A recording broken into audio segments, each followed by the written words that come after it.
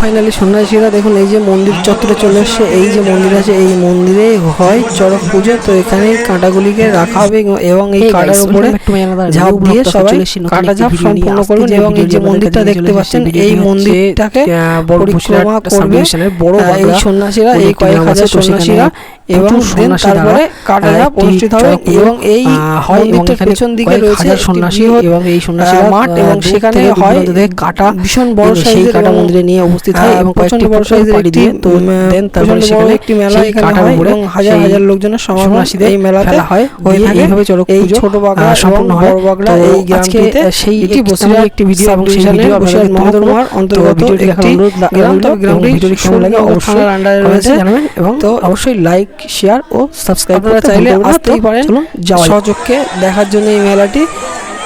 তো ভিডিওটি কেমন লাগলো অবশ্যই জানাবেন। এই কাঁটাগুলিকে নিয়ে যাওয়া হচ্ছে প্রায় যেখানে সেই মন্দির থেকে প্রায় 4 থেকে 5 কিলোমিটার দূর থেকে এই কাঁটাগুলিকে আনা হয়েছে।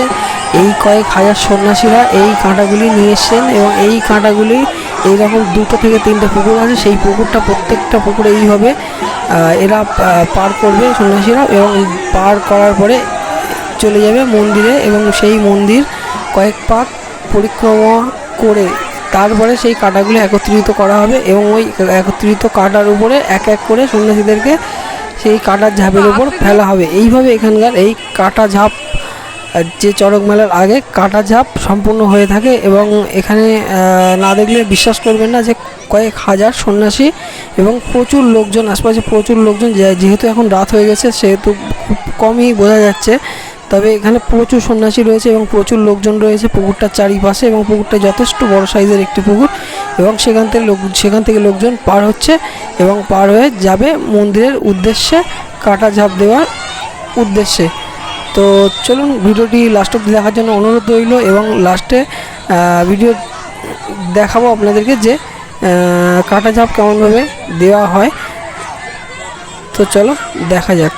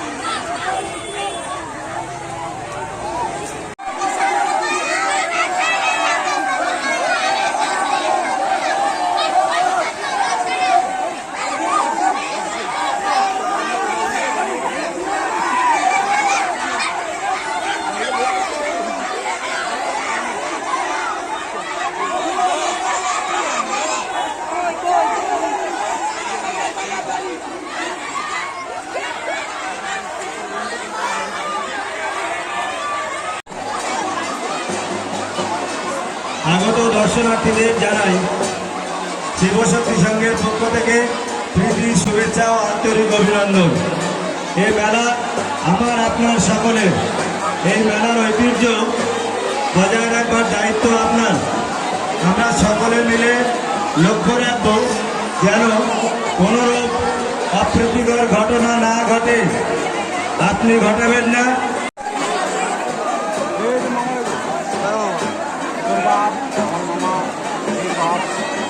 সবাই যাব শেষ হওয়ার পর আপনারা দেখতে পাবেন নাইট অ্যাঙ্গেল মিউজিক্যাল ট্রুপের পরিচালনায় অর্কেস্ট্রা অনুষ্ঠান।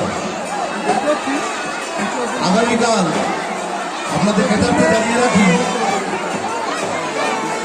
আগামীকাল শুক্রবার আপনারা দেখতে পাবেন চলতি বছরের সব থেকে ভগবান সৃষ্টিকারী।